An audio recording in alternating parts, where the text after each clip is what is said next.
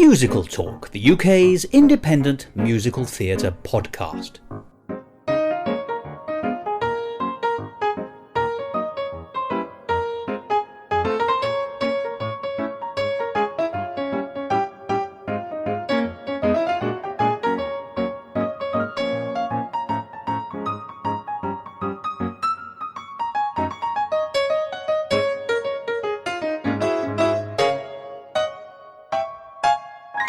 Hello and welcome to another edition of Musical Talk. I'm Thos and I've been thinking about the relationship between musical theatre and foodstuffs. If the Mikado is also a biscuit and Florodora is also a cocktail, then surely we can all agree that Oklahoma is a pile of suet. Just a bit of fun, please don't write to me. And as it happens, we're not talking about classic musicals today, we're talking about new musicals, or at least very recently new musicals, because we're back to revisiting last year's Edinburgh Festival Fringe. I recorded so much material at the Fringe last year because there was so much good stuff to talk about that I like to pace it out over the course of the year. Well, we haven't had a Fringe episode for a while, so why not start today? There's no good reason, so we're going to do it. And we're going to do it in jolly good company. And that company is our old friend here on Musical Talk, Colm Malloy. Now, between us, Colm and I went to see a lot of musicals, sometimes together, sometimes apart. But of course, he had an extra twist on last year's Edinburgh Festival Fringe, which is that he actually had a show up there. A show which he had written and which he was performing in as a musician, and which ultimately he ended up producing as well. So I thought it would be interesting to talk to him about what those experiences were like and what he's gleaned from it. So today, in a way, I hope is going to be not just a set of reviews about some shows, but also an insight into some of the excitements, the great thrills, but also the pitfalls that you have to be aware of should you ever take a show to Edinburgh yourself. An insider's view, if you like. So we'll be talking about his World in Progress, that's the name of his show, but also, as I said, touching on a few other shows as well. 89 Nights, The Fisherman's Tale, The Fear, 6 and half a dozen, which is ironic as that actually makes 6 in total. So that's enough blithering from me. Let's bring in some quality. And we're going to do that by hearing that conversation with Colm Malloy.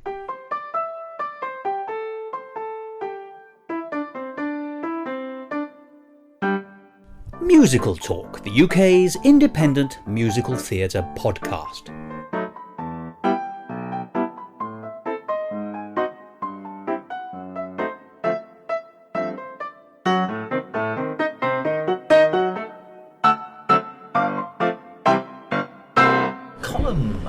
Hello.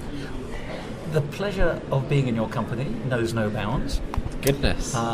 So I shall have to think about the extent of the pleasure I'm having without being able to express it in any way. That sounds like some kind of inner turmoil. Oh, welcome to my life. What I'd love to talk to you today is that you are that interesting person in the sense that you've taken a show to Edinburgh, not just as I have, the most passive of all things, a parasite. I go up to shows and I watch them and I talk about them, but I don't create them. Mm-hmm. You create shows. You had a fantastic show up in Edinburgh in 2018, World in Progress. Yes. It got some very nice reviews and a number of stars thrown at you, a constellation owner. But of course, running a show is very different from seeing a show. Yes. You live and breathe it every day, and that includes those times when you're not actually in the auditorium performing, as you did, of course, in your own orchestra. Yeah. So I thought it might be quite interesting to, well, let's talk about your experiences in Edinburgh this last summer, but let's talk about it from the point of view of where you are as of today. Mm-hmm. How does World in Progress now looks to you in the early days of 2019? Well, the fun thing is it's still very much in progress. As a work. Yeah, indeed. Yeah. As is the world. Yeah.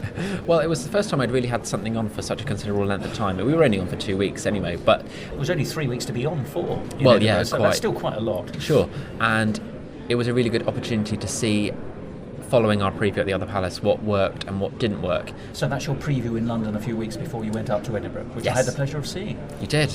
Repeat viewer, you are. Well, I saw you in Edinburgh too, didn't Yeah, I? you did. But interestingly enough, what I've taken away from it is that really the show needs to be a little bit longer. Between the Other Palace and Edinburgh, didn't add a lot on to the show, and so we brought something that was a little shorter than we had intended to bring, but I think better to leave the audience wanting more than giving them too much anyway. Well, it had breathing space, Sure. which was actually quite nice in Edinburgh.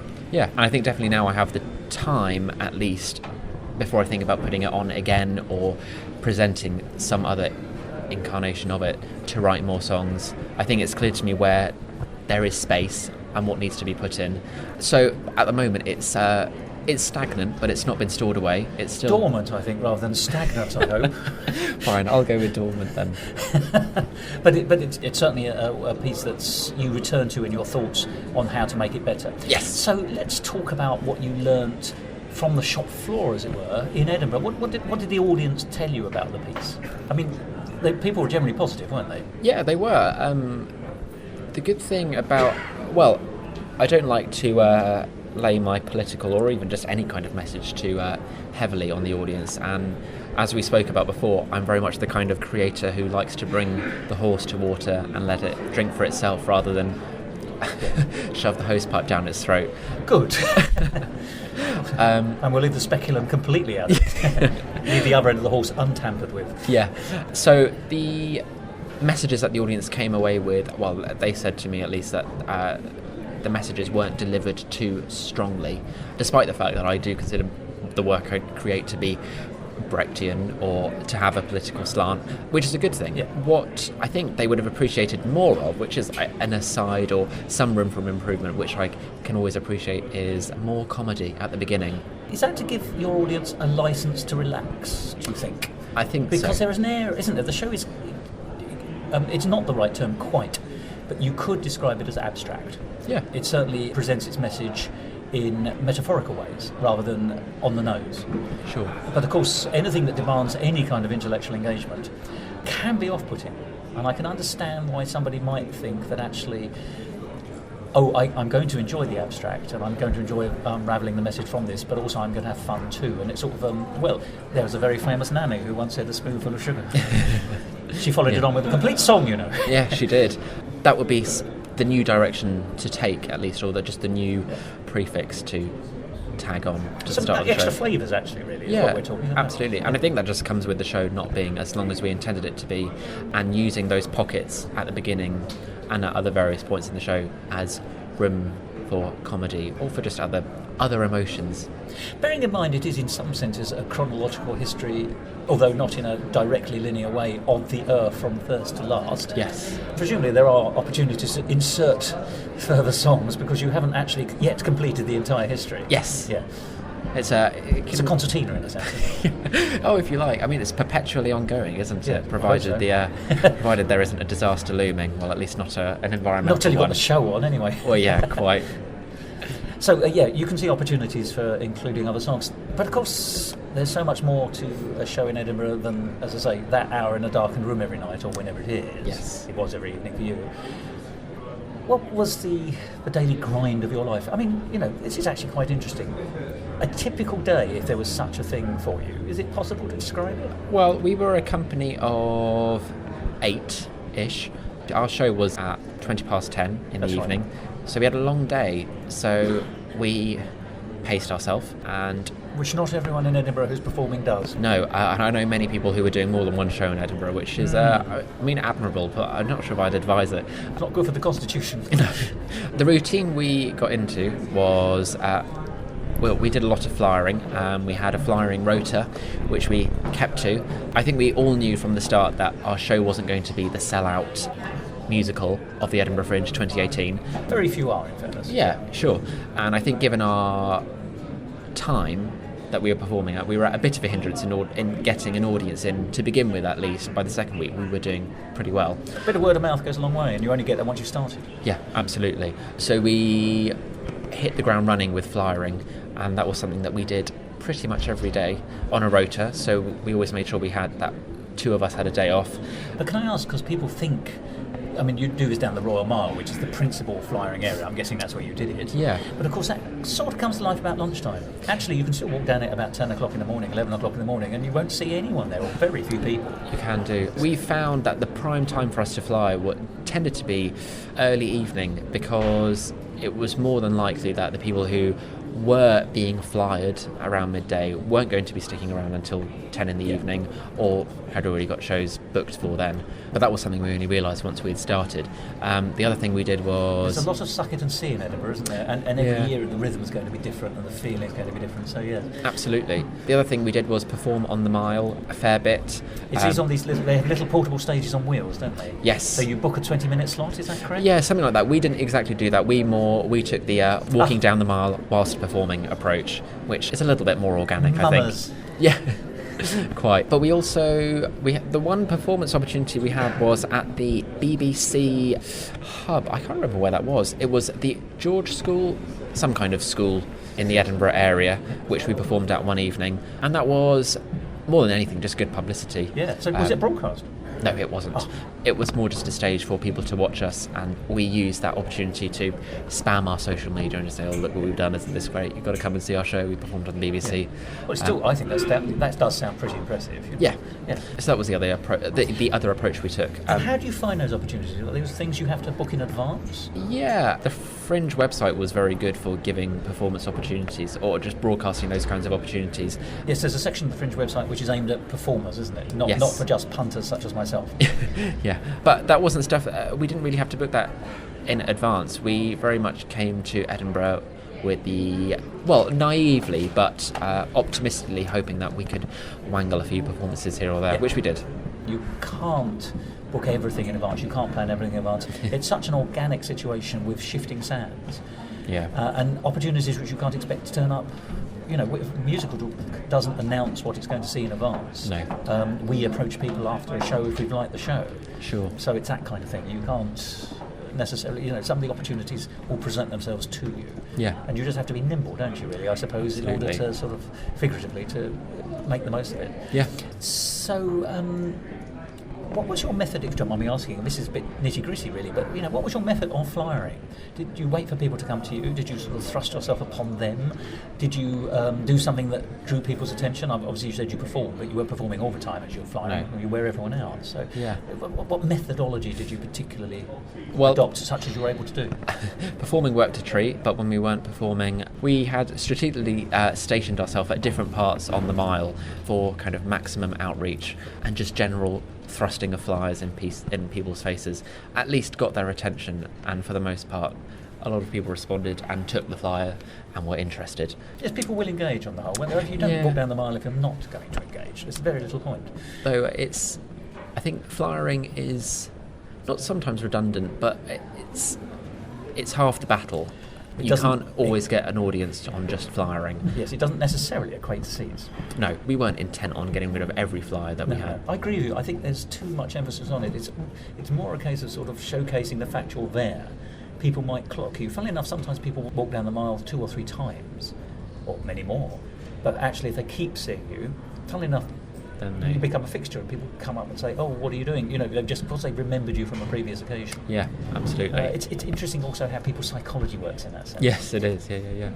Did you have any negatives? By which I mean, didn't want to say "f off" or no, I'm here for the sausages. Actually, I think the weirdest thing, well, not weird, but I think the most unusual remark to me flyering someone and saying, "Come and see this brand new musical," was them saying, "I don't like music."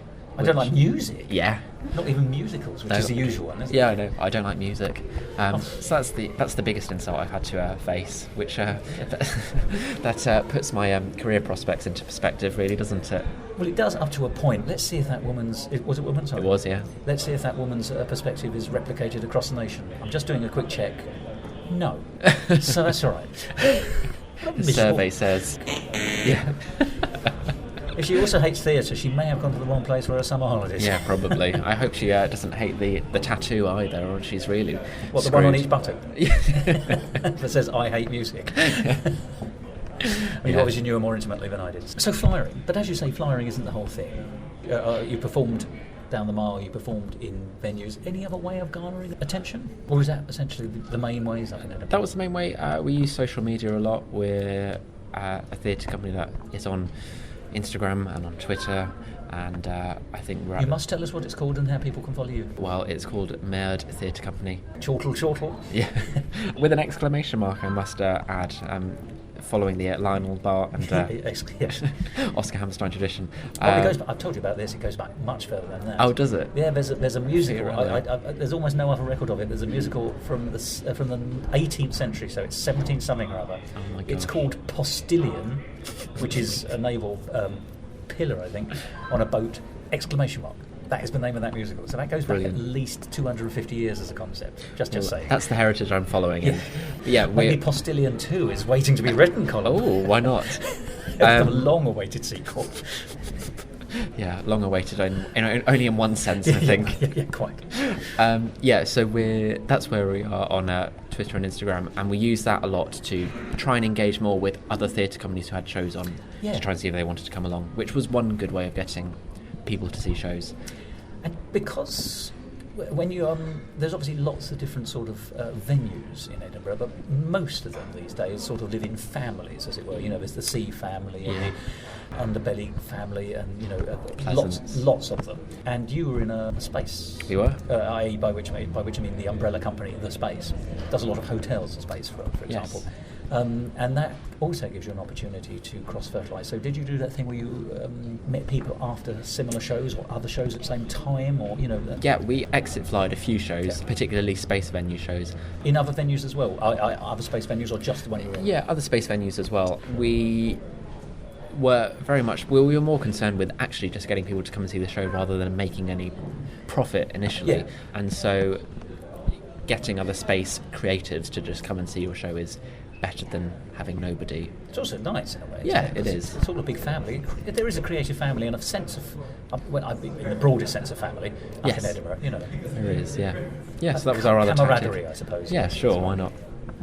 So, but you did get audiences, and did they continually increase? They did, up until the very end, which was great. The first week was a lot harder than the second, but I think that's always going to be the way, and I think that's the lesson learned from doing the Edinburgh Fringe, is it's hard to get an audience if you're a brand new theatre company doing a brand new show on at such time. Yes. And as I say, you started in the middle week and did the middle week and the last week of the 3-week span, didn't you? Now, you said it got better, so that's the word of mouth and people getting to hear about it and the reviews and things like that. Is it also, did you detect a change in your clientele or in people coming up to Edinburgh at all? I'm not too sure, actually. It was quite diverse, which is nice, and I think it's nicely representative of what the show was trying to do, at least anyway. No, I'm afraid to say, is the answer. And did you notice anything about the festival in its last week? Because it sort of gears up towards the bank holiday, which is always the 3 weeks after the bank holiday. Yeah. I've been for week 1 and week 2. I've never managed week 3.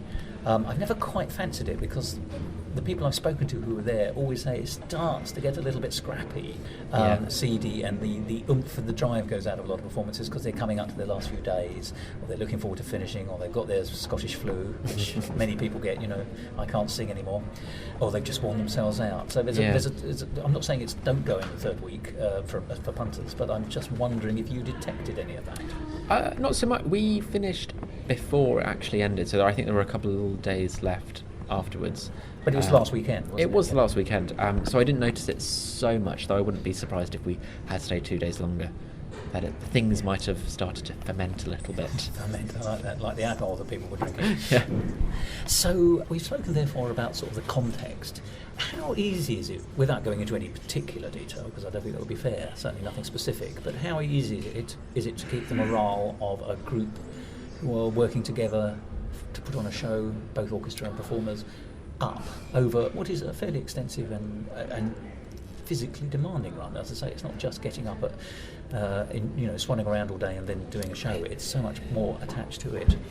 Yeah. Well, I think it takes a company that get along. Yeah. Primarily, and I think fortunately we were a company that became friends by the end of it, which is a nice thing. And we're able to muck in with each other as well. Yeah, absolutely. I think, seeing as I was overseeing everything, and I don't tend to see myself as a leader, but I think some points I did become the leader, which was a new role for me. You became a de facto producer. Yeah. Yeah. It becomes you know this yourself, it becomes a managing role. You tend to, at that point, put your own priorities second and deal with your, not flock. minions, but your flock, prior to your own problems. And that seems to be the way to keep up the morale, making sure that people are not overworked. Yes, making days sure off they get help. well, yeah, See other shows. yeah, giving them time to socialise, making sure they get enough sleep, they eat enough, all those kinds of things, which I think we did well. There were Well, as you say, you made friends rather than enemies. Well, yeah. And, you know, that's a real testament. yeah. So, you know, as a de facto producer, what would you say were your biggest worries over the 2 weeks you were actually there? Did you worry about making, breaking even, making money, losing money? Perhaps on a minor level. I know that going to the Fringe is An expensive business. Yes. So I wouldn't have been surprised if we didn't come back having not broken even. But it was in the back of my mind. And so, I mean, in the last week we used tactics like 2-for-1 tickets, we had discount codes, and I think all those things did actually contribute to us breaking even, which we did, thankfully. Well, that's a very comfortable position to be in. You know, the idea of going to Edinburgh to make money, I think, is a foolish one. Yeah. The idea of trying to break even is a sensible one. But you have to go in with your eyes open that you may not. So, yeah. But it didn't hang around you as a kind of sort of Damocles. It was just a kind of thing that was there if you turned your mind to it. Were there day-to-day issues? Were they different every day? I.e. the concerns that you had to deal with? Or were you always just worried about more or less the same thing? Oh, well, there was pastoral care at times, having to just deal with cast members and actors and their foibles and problems. Are you telling me that they're actually human? I am. Ooh, yes, Thos. Controversial. So those were the day-to-day things. There weren't tensions between cast members, but those things like that arise, and you've just got to try and keep the flock from falling apart. And were you all living in the same house or same environment? Yes, we were. And is that a good thing or a bad thing? Well, fortunately, we were living, I think, as far away as we could from the centre of Edinburgh without being too far away that we'd have to... Aberdeen. Yeah, quite. We were a half-hour walk. That's not too shocking. No, but we had a nice big townhouse flat to ourselves. I'm guessing towards the Leaf direction, were you? Rather than... Yes, we were. Yeah. So we had a lot of space, and I think given that we were removed from the hubbub, it kept things calm. Opportunity to sleep as well. Yeah, absolutely. Yeah, there must be some rooms right in the heart of the medieval part of the city. Yeah. You think sleeping at night, unless you are in an airtight, soundproof booth, not possible. Maybe not the airtight, but you get the idea. Yeah, it's fine. You know, the convenience is outweighed by the fact you may never sleep. Yes. Yes, I do understand that situation. Fortunately, I tend to stay a little bit further out, and I stay at one of the university accommodation blocks. And certainly in the past, they're actually surprisingly all right at night, which is when you want them to be quiet. Yeah. Bearing in mind how many hundreds of people there are there. Fortunately, I get up in the morning, but you know, people want to lie until 11 o'clock, as a lot of people do, because they've been carousing. You know, get woken up by the bagpipes, because quite often there are people staying there who are not necessarily associated with the Fringe. They're going to other events, and there's a lot of bagpiping. And I think a few years ago I went, and it was marvellous. There was lots of people practicing their bagpipes, and none of them were Scottish. They were mostly American. They were coming over to be involved in some kind of bagpipe festival, as far as I understood it from the person I got talking to. And obviously they had family connections with Scotland, either current or historically. And so they saw themselves as part of various clans, and they were dressed in tartan, many of them, and all playing the bagpipes, and very professionally to my ear, although I'm no expert. But it tickled me that they were basically they were rehearsing. So there's a free bagpipe festival going on right outside my window most mornings. Oh no! But as I say, I've normally disappeared because I do a lot of the interview recording in the morning in Edinburgh. So it's never bothered me. But there must be one or two slugabeds. Oh, I'm sure. Who suffer. So living together was fine. And just the practical stuff, you know, how do you get food in? Did you get it delivered, or is it a different person's responsibility every day to get dinner? Or these are practical considerations which people don't think about. No, that is true. You didn't have to do everything, did you? No, I did not. We were all self-sufficient for ourselves. Oh, right, so sort yourself. Absolutely. And I think that was a wise move anyway. Different dietary requirements as well, because otherwise it might be quite difficult finding something that suits everyone. Yeah, absolutely. I think probably our biggest logistical problem was more getting all of the instruments to and fro a venue and accommodation, which we only really had to deal with on the first day and the penultimate last day as well. Because you could store them in the venue? Yeah, absolutely. And what did you have? What was your instrumentation? Oh dear. We had... It was a lot, wasn't it? Yeah. Everyone was playing more than one. Yeah, I think we had in total 13 instruments for a cast of 5, which is one way to outweigh the cast. Keyboard, a djembe. Which is what? I don't know what that is. It is an African drum. It's not the one you sit on, is it? No, that's a cajon. I'm going in decreasing order, I think. We had... What, size, you mean? Yeah. A saxophone, a trumpet, clarinet, violin. No, we had an accordion.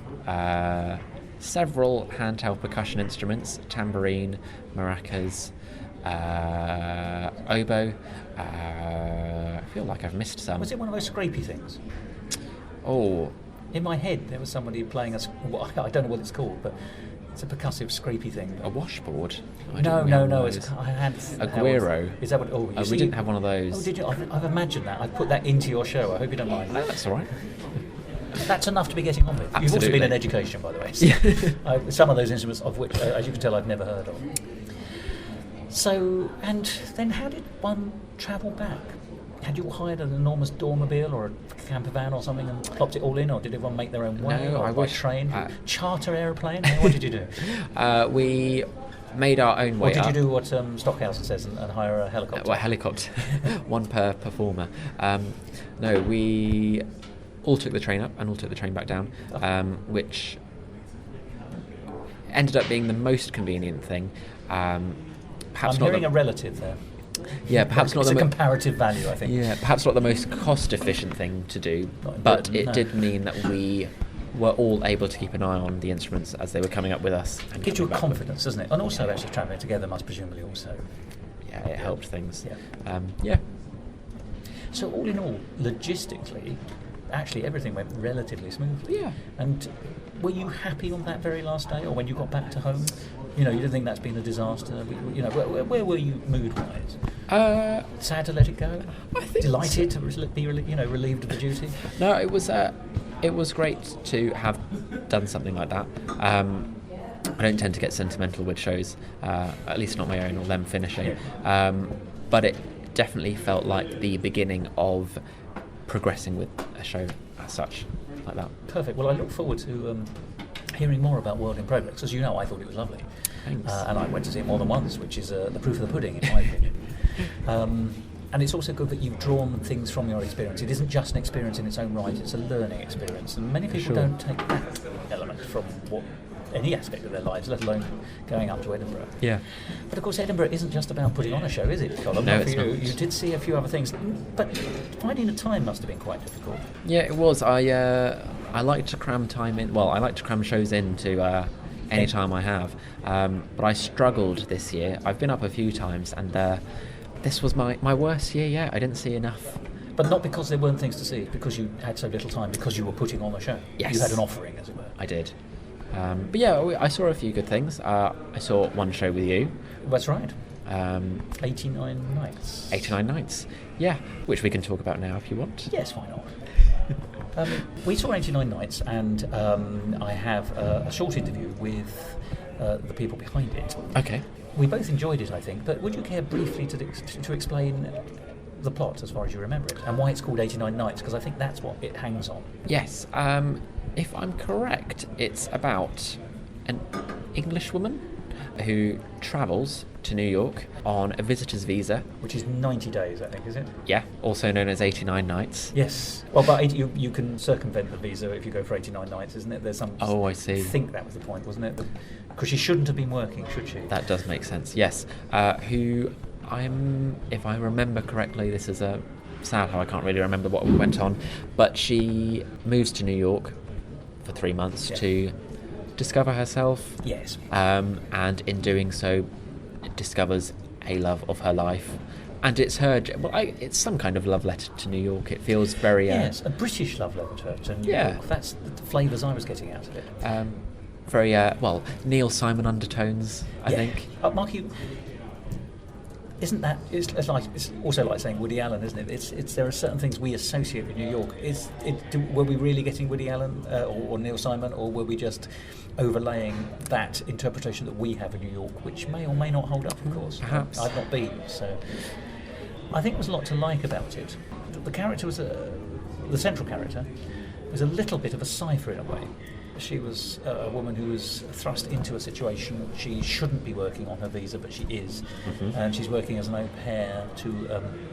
I seem to remember a New York couple who were going through marital difficulties, and a very pushy. The wife is very pushy and very rude and rather disdainful to her employee, and there's very little that the employee can do because she shouldn't be working there anyway. So, she's working naughtily. And then, as you say, she meets this fella, doesn't she? Although the relationship does not run smooth. No. So, but you did see a few other shows. Let's just sort of gallop through one or two. Yeah. You saw a show that, at the time, I remember you saying you were quite surprised by how pleasant it was and how delightful it was. It was a semi-religious sort of telling of one of the gospel stories, I think, through the eyes of the fishermen apostles. It was. It was called The Fisherman's Tale at the Carrubbers Town Hall. And how is one spelling tail, by the way? Very good. I think Tail. As in Mermaid's Tale? Yeah, yes, I think so, if I remember correctly. It was as you correctly described it, a sea shanty musical of sorts, almost Cornwall-esque folk musical about the fishermen apostles and how they caught loads of fish and their interactions with the chosen one, Jesus. And forgive me, how shall I put this? Let's be honest, I wasn't attracted to the show, and I'll tell you why I wasn't attracted to the show. I have reached a stage in my life where I'm not particularly willing to revisit my religious upbringing. Sure. For better or for worse. So seeing a show which states overtly that it has drawn itself from the Bible is not a great draw for me. But you actually found it very pleasant. The question I suppose I've got is, was it in your face in evangelism, which is actually what I fear. It's not stories from the Bible at all. It's I'm always worried about being lectured to or preached at. Yeah. But you didn't get any of that, so it wasn't that at all, was it? No, not at all. And why would it be really, but? Sure. I mean, the real delight of it was an actor-musician show, but it wasn't the trap that actor-musician shows can fall into are that of, just having instruments placed around and them arbitrarily being picked for a song, whereas the instruments in this show very much became part of the staging, and violins would be handed to one another and they would be passed along through songs, which gave the impression more that this show was kind of organically created with these instruments in mind. The folk idiom felt very natural to the performers. It felt very natural to the story. It didn't feel like they were forcing the story upon us. It did feel very much just like a folk telling of a religious story, which was far more accessible to perhaps the non-religious going audience, of which there were quite a few. It was sold out when I went, which is surprising for a show as such. Quite simply done. Did you... because actually they had a few things on YouTube, so I watched a few of those things. Okay.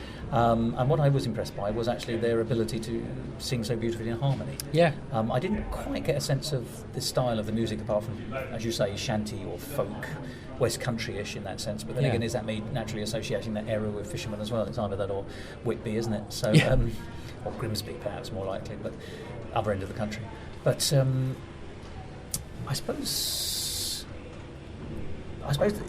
was there a strength in simplicity in this? I think so. It didn't come across as being overly simplistic. The story was accessible to everyone. There were children there were old people there, and everyone in between. And it was delivered in a way that didn't feel like it was being too patronising, and there were elements of it that were interestingly done, such as all of the instrumental playing. There were bits of symbolism as well, stage-wise. What do you mean by symbolism? What do you get? Well, I think I'm trying to remember now. I think they had used a life-saving buoy as a symbol for Jesus, rather than any of them playing. Oh, actually, and I think what they did was they wore it every time they pretended to be Jesus. And so it's a lifebelt kind of thing. Yeah. Yes. And they passed this thing round, so everybody played Jesus as well as playing their own characters as well. So there was that nice kind of role play going on as well. So that's quite interesting, isn't it? So, I mean, we've just glibly said the story is the story of the fishermen apostles, but it was how they met Jesus, or the story of Jesus? I mean, what elements of it? Well, it started with that, and then it carried on, if I remember correctly, all the way to his crucifixion, and then... a life story, essentially. Yeah, more or less, but it was told through the fishermen primarily, and it was them telling the story and the effects it had on their surrounds and their family and their livelihood, mostly. So, all in all, it was a highly enjoyable piece. But very much so. Yeah. Another piece we saw, not together, no, and we'll only touch upon it briefly because I do have interviews with the people behind this as well, is The Fear. Mm-hmm. A very different kind of show, from the sublime to the ridiculous in some senses. Yeah.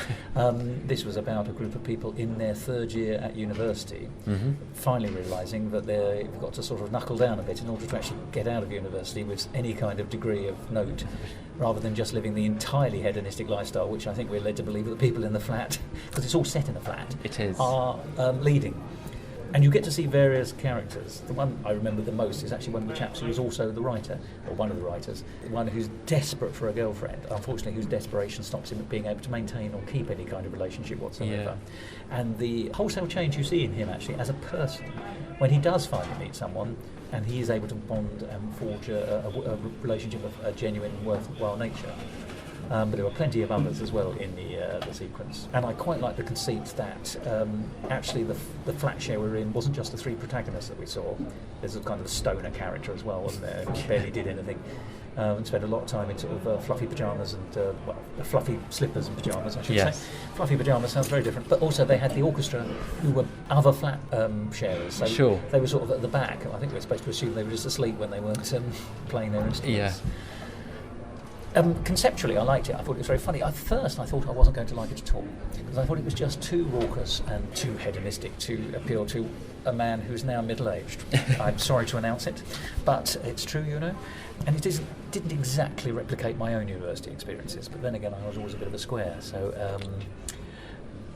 But I very quickly engaged with it, and I found that I enjoyed it a great deal. I was very happy to talk to the people behind it. What was your sort of take on it, just briefly? Yeah, I think, further to that, my university experience wasn't quite like the one that the trio on stage endured. Yes, that's a good word. But you're right in that towards the end, the show becomes more about just indulging in what's going on stage, in the vaguely indulgent plot of the show. So yeah, I mean, I don't think it was for me as much as it was for you, but it was enjoyable enough. And I think the time of night that it was placed, I think, was it at 11 o'clock or something? It was the last show I saw that day. Yeah, it's a nice way to finish the night rather than being, thrust something avant-garde and difficult in your face. It was funny actually, because I really enjoyed the show, and then I sort of came out of the venue at about 20 past midnight or something, and it was a Saturday night. It was my last Saturday there. I was travelling on the day after.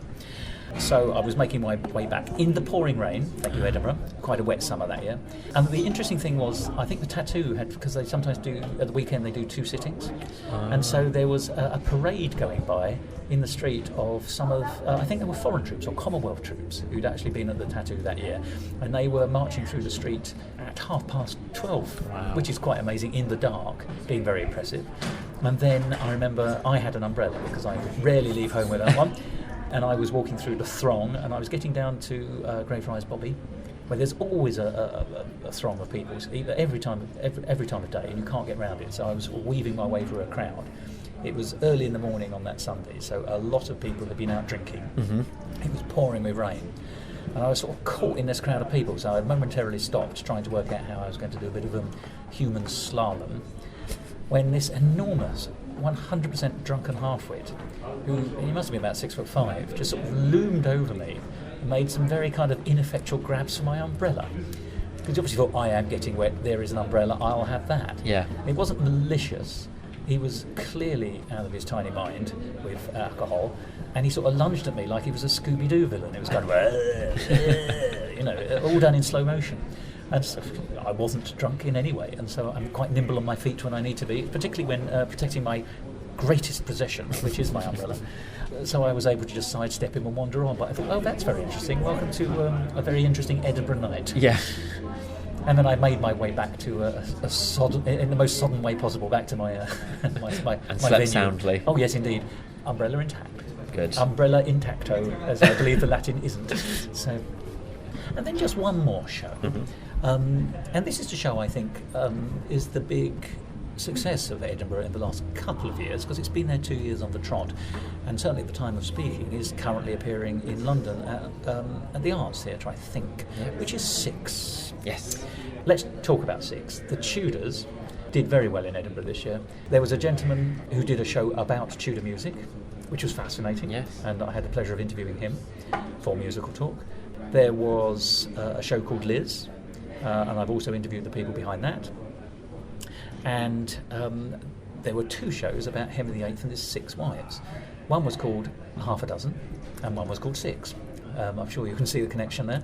Half a Dozen was a slightly more amateur production, and it was Henry VIII on his deathbed, and his actual wives, or the ghosts of those wives, depending on whether they were alive or dead at the time of his death, congregating round him to castigate him for the crimes he had committed against them as women and as people.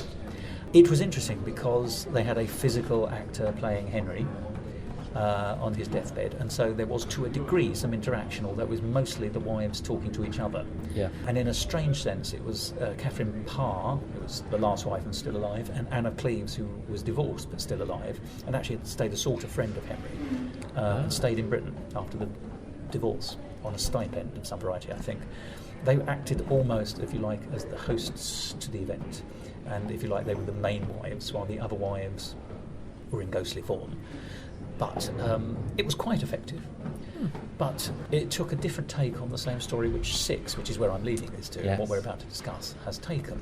Now, Six has been a big success, and briefly to describe it, it's a rock concert, and it's ostensibly the 6 wives, not in ghostly form, just corporeal wives, form a girl band. They do. And they so they come in, and it has all the hallmarks of a pop group and a pop concert. I haven't been to many sort of stadium-style concerts, but it certainly felt like that as far as you can ever emulate that in a musical theatre environment. Money has been put into it this year. I've seen photographs from its first year in Edinburgh and its second year in Edinburgh, and they're all wearing sort of leatherette costumes, and they've been quilted up a bit. They have a designer now. Yeah, I think they do. There's décolletage is available more prevalently, but no ruffs. No. Or if they were, there might have been, but stylistically with sort of leather dancing costumes, and lots of fishnet stockings and all that kind of thing. But so they sing a couple of chorus numbers at the beginning, introduce themselves one by one, handheld mics, all the trappings of a pop concert. So it is, for all intents and purposes, a rock concert. But then the plot, such as it is who's going to be the chief singer, who's the lead of this pop group. We'll sing a song that tells our stories one by one, and then the audience can pick how it's going to work. So you go through that rigmarole, and then at the end they come to an agreement about how it will work. In the first year it was a bit more modest. When I saw it, it was in one of the biggest venues, the Underbelly in George Square, enormous venue, packed out, huge atmosphere, felt like a pop concert to me. And at the end, and I report this purely because I think it needs to be reported, I'm going to be honest, it was professionally excellent, but I was left cold emotionally because I didn't think it had done anything for me. I didn't think it did anything in narrative terms. The people in the audience behind me, as they were leaving, I heard them say, "That is the best musical I've ever seen." I am guessing they're people who don't see many musicals, but they do probably go to pop concerts, because in the terms of it being a pop concert, it was magnificent. Probably very good, yeah. Just, I don't think quite has the heart that I would expect of a musical theatre piece, which is not in any way to say that it's not a good piece. It's clearly impressive. I don't particularly go for the rock idiom, but it all seemed to work. Performance-wise, second to none, choreographed with an inch of its life. As I say, now money's been pumped into it. There were lights, there was a little band on side who were performing very live. Well, obviously they were very live. Well, But it all looked fantastic. But I have a problem with the narrative, and I'll explore that in a minute. But what's your take on it? Because I think you saw the more modest first version. I saw it when it was at the Arts, not in its current state now, but a year ago. So I think they were probably preparing to take it up to the Fringe. Right, okay. So I don't know if it would have been its more modest version, but I think we're both on a similar wavelength in that I don't go to pop concerts at all, and that kind of interaction evades me, and I don't tend to be the kind of person that can stand up and cheer or whoop. Yes, quite.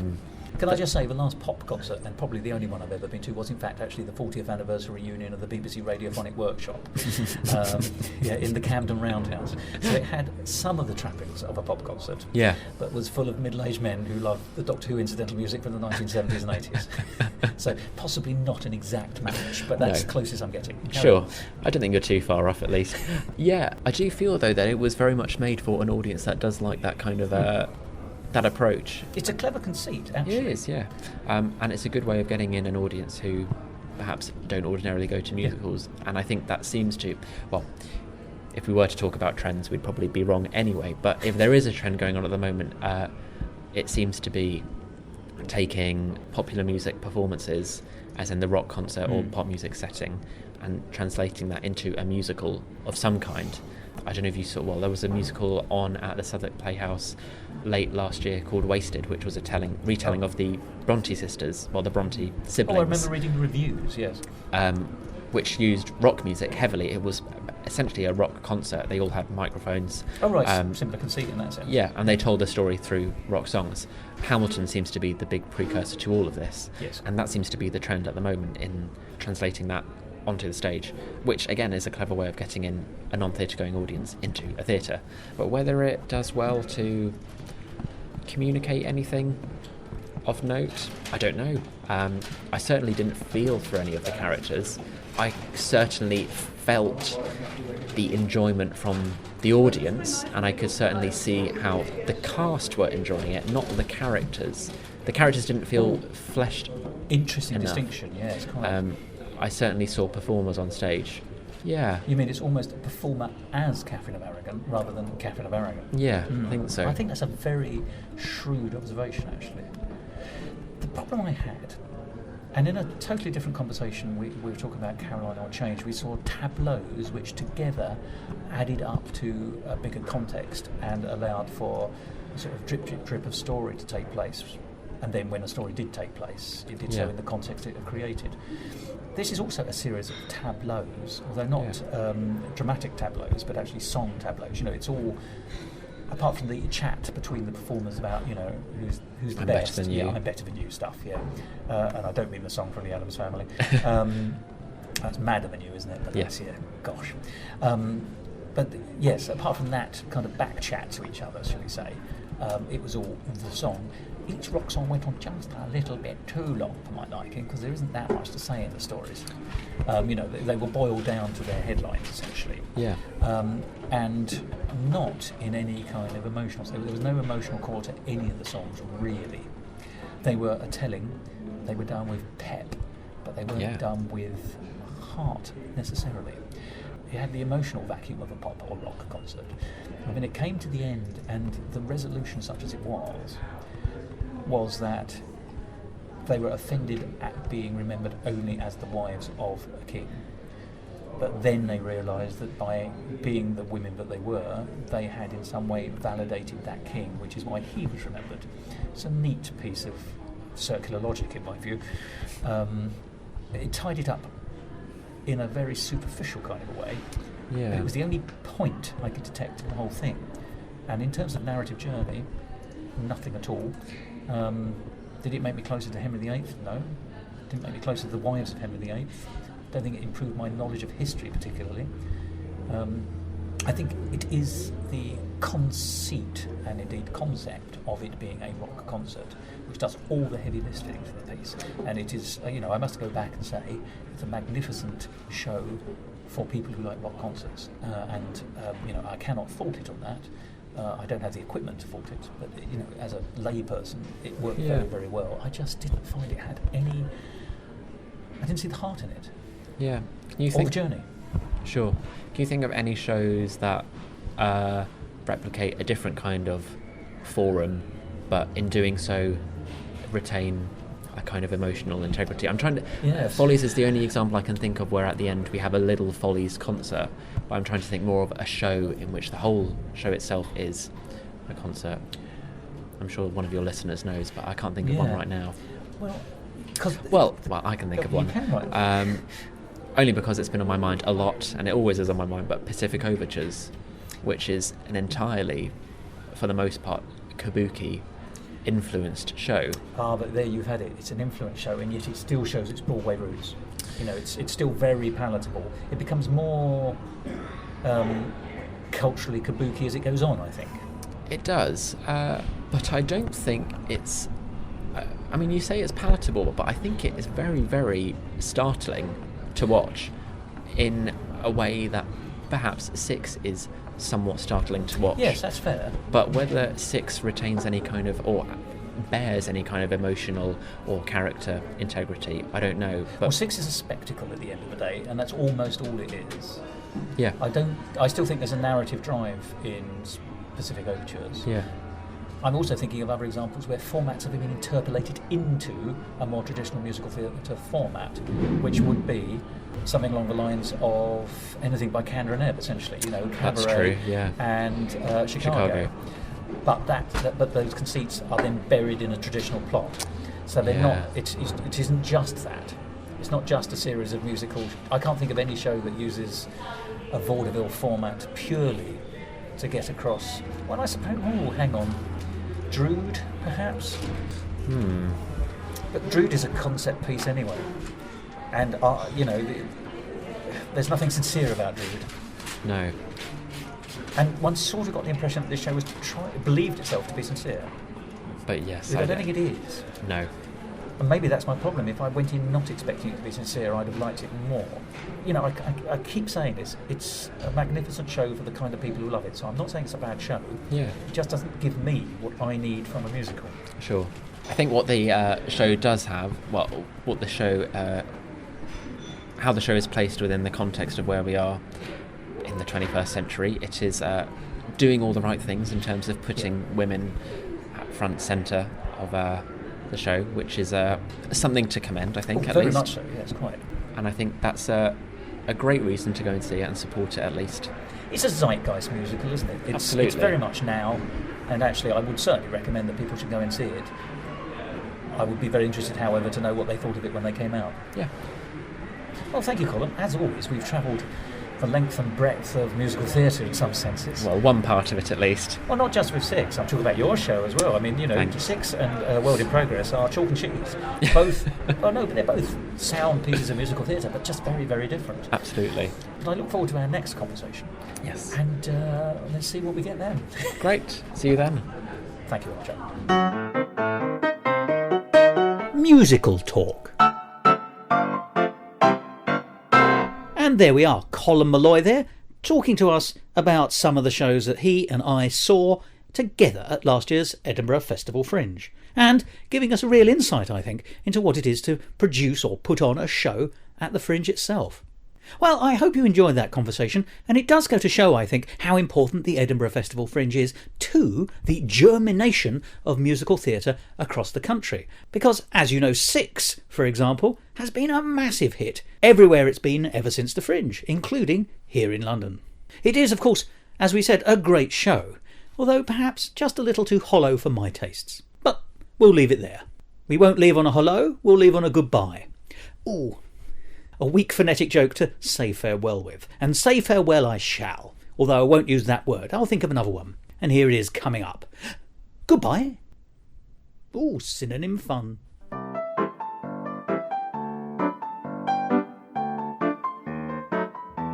This episode of Musical Talk edited by Thos and presented by Thos and Colm Molloy. Copyright Musical Talk 2019.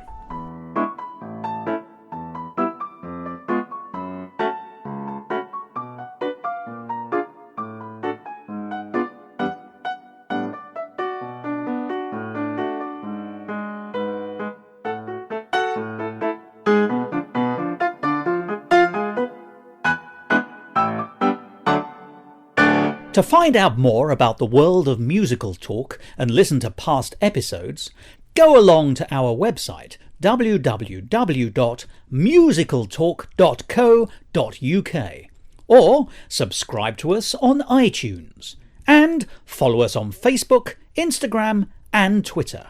And if you want to follow me on Twitter, you can at Musical Talk Thos. In the Royal Festival Hall, the performance will continue 5 minutes? in 5 minutes. Thank you, madam. I know how well I know her ways. So people did flyering and The performance. Royal Festival Hall, 3 minutes? the performance will continue in 3 minutes. So, yes, you're right. In the Royal Festival Hall, the performance is about to continue. They just mix it up the different way around. What is it? It's normally in, the performance is about to continue in the Royal Festival Hall. She just said it in the Royal Festival Hall. The performance is about to continue. She sounds a bit clunkier, doesn't Yeah, it? it's dreadful. That's Seats in the Royal Festival Hall, the performance will continue in 5 minutes. Goodness.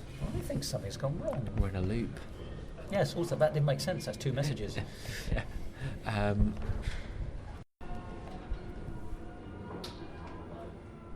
It's the young person's going to the orchestra, isn't it? Nice to have a bit of Britain turn up. Yeah. So, Whilst we're talking about the sea.